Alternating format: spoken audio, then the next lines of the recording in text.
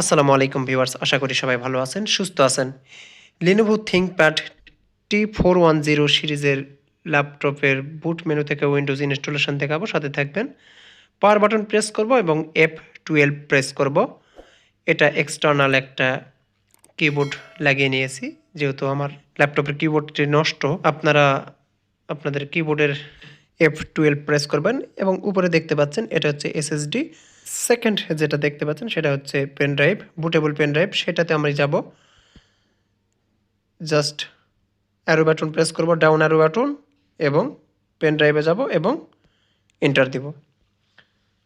Install হবে Windows.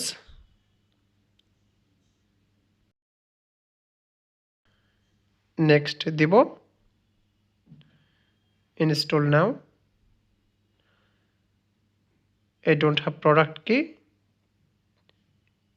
Select Windows. Next.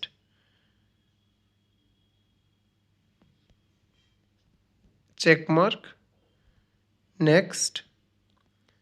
And install Windows. C ড্রাইভটা format দিয়ে Windows install দিব। ভালো থাকবেন, সুস্থ থাকবেন, আর সাবস্ক্রাইব করে সাথেই থাকবেন। আসসালামু আলাইকুম।